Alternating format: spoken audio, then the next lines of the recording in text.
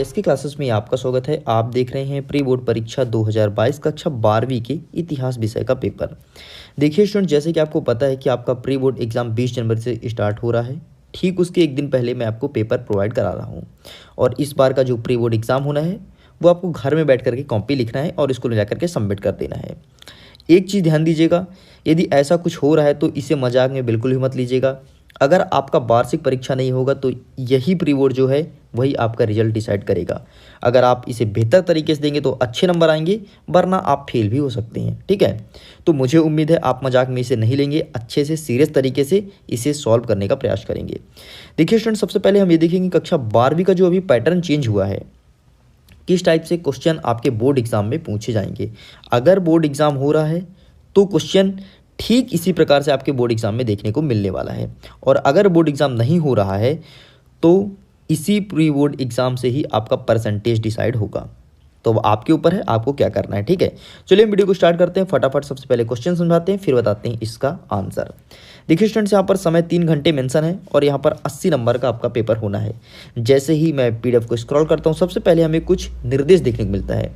निर्देश में पहला नंबर कह रहा है कि प्रश्न क्रमांक 1 से 5 तक आपको वस्तुनिष्ठ प्रश्न देखने को मिलेंगे, जिसमें से सही विकल्प 6 रहेंगे, रिक्त स्थान 7 रहेंगे और 42 प्रकार की बातें लिखी हुई हैं। तो इसको मैं अवॉइड करता हूँ। ठीक है, यहीं पर मैं सेकंड नंबर की बात करूं तो 6 से 23 तक जो प्रश्न रहेंगे सभी में अतिरिक्त विकल्प दिए होंगे, मतलब ऑप्शनल अथवा रहेगा। ठीक है, तो कोई एक आपको अटेम्प्ट करना है। वही प्रश्न अटेम्प्ट कीजिएगा जिसमें आपको बेहतर समझ हो, जिसे आप आसानी से लिख सकें, ताकि एग्जाम में बेहतर नंबर आए। ठीक है, कहीं भी आपका एक नंबर भी नहीं कटना चाहिए, इस बात को ध्यान रखिएगा। चलिए हम तीसरा नंबर देख लेते हैं। हमारा तीसरा नंबर कहता है कि प्रश्न क्रमांक 6 से 15 तक जो क्वेश्चंस रहेंगे वो रहेंगे अति लघु उत्तरीय प्रश्न, मतलब 2 अंक के क्वेश्चन रहेंगे और इसका आंसर लगभग 30 शब्दों में लिख करके कंप्लीट करना है। देखिए, ये त्रैमासिक और अर्धवार्षिक परीक्षा नहीं है, ये है आपका प्री बोर्ड और इसके बाद होना है वार्षिक। ठीक है, तो जितने शब्द में शब्द लिमिट है उतने शब्द में ही लिख करके आंसर को कंप्लीट करना है। इससे ज़्यादा आपको नहीं लिखना है क्योंकि समय का खेल रहता है। ठीक है, यहीं पर मैं 4th नंबर की बात करूं तो प्रश्न क्रमांक 16 से 19 तक आपको लघु उत्तरीय प्रश्न देखने को मिलने वाला है। इसके लिए आपको 3 अंक निर्धारित किए गए हैं और इसका शब्द सीमा 75 सीमा है। 75 मतलब इसको आधे पेज से अधिक लिख करके कंप्लीट करना है। यही मैं 5th नंबर की बात करता हूँ तो 20 से 23 तक जो क्वेश्चंस रहेंगे वो विश्लेषणात्मक रहेंगे, मतलब निबंधात्मक या विश्लेषणात्मक, मतलब वर्णन करके लिखना है और इसका शब्द सीमा 120 शब्द है। ठीक है, और जो आपका 6वां नंबर कहता है, जो 23वां नंबर क्वेश्चन रहेगा वो मानचित्र आधारित रहेगा, मतलब एक आपको मैप दिया जाएगा और मैप को फुलफिल करना है। तो मुझे उम्मीद है स्टूडेंट्स इस इंस्ट्रक्शन से आप समझ ही गए होंगे कि हमारा पेपर किस टाइप से रहने वाला है। चलिए हम सीधे जंप करते हैं अपने क्वेश्चंस की तरफ। देखो हमारा पहला क्वेश्चन क्या कह रहा है कि सही विकल्प चुन करके लिखिए। इसमें पहला नंबर क्वेश्चन देख लीजिए, सबसे पहले अभिलेख किस भाषा में मिले थे। जो अभिलेख मिले थे वो किस भाषा में मिले थे, प्रकृत, पाली, ब्राह्मणी या खरोष्टी। तो देखिए, प्रकृत पाली भाषा का तो उदय अभी हुआ है, लेकिन उससे पहले ब्राह्मणी और खरोष्टी भाषा लिखी जाती थी।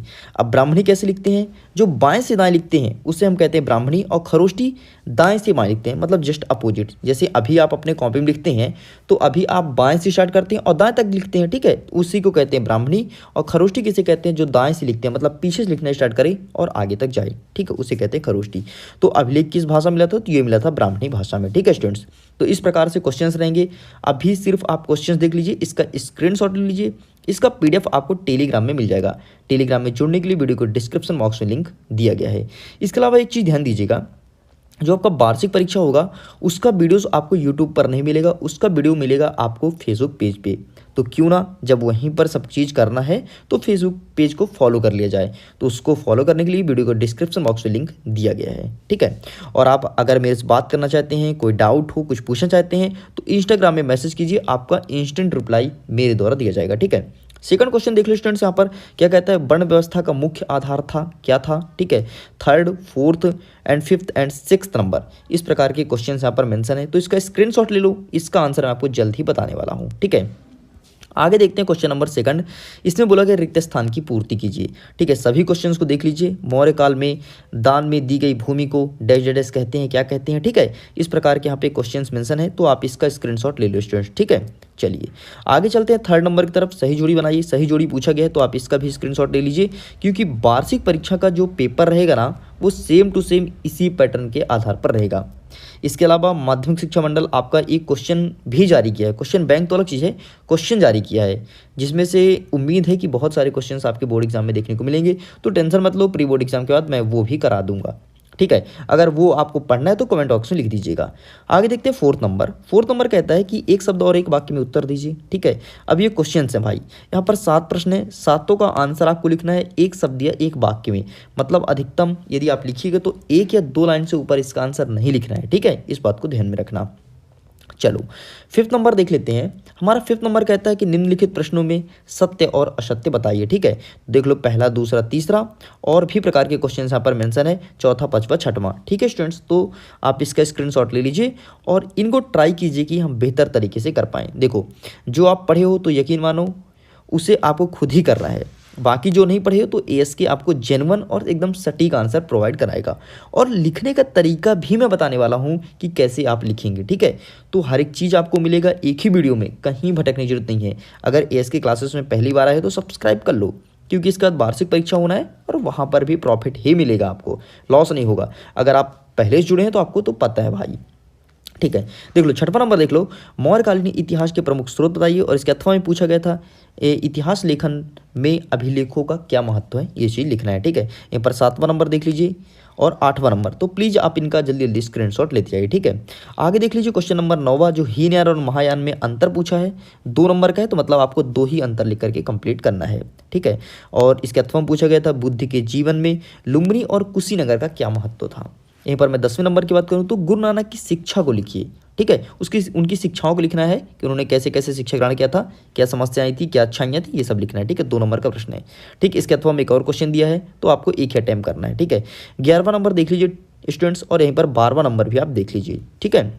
चलिए स्क्रॉल करते हैं, आगे देखते हैं क्वेश्चन नंबर 13। इसमें पूछा गया है द रॉलेट एक्ट के बारे में और उसमें संक्षिप्त जानकारी देना है। कितने नंबर का भाई, 2 नंबर का है। तो इसका आंसर आपको कितना 3 से 4 लाइन में लिख करके कंप्लीट करना ही करना है, कोई भी कंडीशन में, इससे ऊपर नहीं लिखना है यार, क्योंकि जो आप इसमें समय देंगे फालतू लिखने में, इससे बेहतर है यार लॉन्ग क्वेश्चन को अटेम्प्ट कर लो, ठीक है। तो ये सब चीज़ स्ट्रेटजी है। जो टॉपर होते हैं सब बातों को ध्यान में रखते हैं तब जाकर के टॉप करते हैं। और मैं चाहता हूं अगर आप एएसके क्लासेस से कंटिन्यू पढ़ रहे हैं, जुड़े हुए हैं, तो आप टॉप करिए। लेकिन याद रखिएगा यदि अच्छे परसेंटेज जैसे ही आपके आते हैं ना 90 या 90 प्लस, और आने ही चाहिए, और मैं यही चाहता हूं कि जितने लोग इस वीडियोस को देख रहे हैं उनका आना ही चाहिए, ठीक है। जैसे ही अगर हिस्ट्री में इतने अच्छे नंबर आ जाते हैं तो कमेंट बॉक्स में लिखिएगा और आपके कमेंट्स को कम्युनिटी में पोस्ट करूंगा। चलिए आगे देखते हैं 14 नंबर, यहाँ पर क्वेश्चंस मेंशन है, इसके अथवा में एक और क्वेश्चन दिया गया है, ठीक है। तो आप सबसे पहले क्वेश्चन का स्क्रीनशॉट ले लो स्टूडेंट्स, यहीं पर देख लो 15 नंबर एंड 16 नंबर के क्वेश्चन यहाँ पर मेंशन है। चलिए आगे देखते हैं 17 नंबर एंड 18 नंबर का क्वेश्चन यहाँ पर मेंशन है और 19 नंबर क्वेश्चन भी आप यहाँ पर देख लीजिए, ठीक है। इसके अलावा देख लीजिए क्वेश्चन नंबर 20। चलिए स्टूडेंट्स आगे स्क्रॉल करते हैं, देखते हैं 21 एंड 22 में पूछा गया क्रिप्स मिशन के बारे में, ठीक है। इनके बारे में लिखना है, इनका असफलता कारण क्या था, ये चीज़ बताना है। तो मैं आपको आसान लैंग्वेज में समझा दूंगा। वैसे तो क्रिप्स मिशन कब आया था, 1942 में आया था, ठीक है। बाकी जब मैं आंसर की दिखाऊंगा तो उसमें एक एक चीज़ अच्छे से बताऊंगा, ठीक है। चलिए आगे देख लीजिए 23 नंबर में क्या बोला है भाई, मानचित्र भरना था, ठीक है। तो देख लीजिए स्थान को दिखाना है, चौरा चौरी घटना कहाँ हुई थी बताना है, ठीक है। संथाल विद्रोह का प्रारंभिक केंद्र कहाँ से स्टार्ट हुआ था, संथाल विद्रोह, ठीक है। ऐसे ही यहाँ पर 3 नंबर रैयतवाड़ी के बारे में और 4 नंबर कैलाश नाथ मंदिर के बारे में बताना है, मतलब वहाँ पर मैप पे आपको मेंशन करना है, ठीक है। इसके अथवा में और पूछा गया है कुछ क्वेश्चंस, जैसे बुद्ध का जन्म कहाँ हुआ था, बुद्ध ने प्रथम उपदेश किस स्थान पे दिए गए थे, एरण कहाँ है और चंपारण कहाँ है। तो इस प्रकार से स्टूडेंट्स पूरे 23 के 23 क्वेश्चंस कंप्लीट होते हैं, पूरे एकदम रियल क्वेश्चंस हैं, ठीक है। एक बार भारत देश का मैप देख लीजिए, इस मैप में आपको फुलफिल करना है, स्कूल द्वारा आपको मैप भी प्रोवाइड कराया जाएगा, ठीक है। तो मैप भरना भी मैं आपको सिखा दूंगा, टेंशन मत लो, हर एक चीज़ आपको यहीं पर मिलेगा, ठीक है, कहीं भटकने की जरूरत नहीं है। तो मुझे उम्मीद है स्टूडेंट्स आप पेपर को अच्छे समझ गए होंगे और इसका जल्द ही मैं आंसर की अपलोड करने वाला हूं और वही आंसर की आप अपने कॉपी में लिख करके स्कूल में सबमिट कीजिएगा, क्योंकि जो आंसर मैं प्रोवाइड करा दूंगा वो 100% सही और जेन्युइन होगा। तो अगर आपको ये वीडियो पसंद आया हो तो प्लीज़ वीडियो को लाइक कीजिए, अपने दोस्तों के साथ शेयर कीजिए और अगर एएसके क्लासेस में नए हैं तो चैनल को सब्सक्राइब कर लीजिए, ऐसे ही वीडियोज़ यहाँ पर प्रोवाइड कराए जाएंगे। तो मिलते हैं इसके सॉल्यूशन के साथ, सभी के लिए बाय बाय।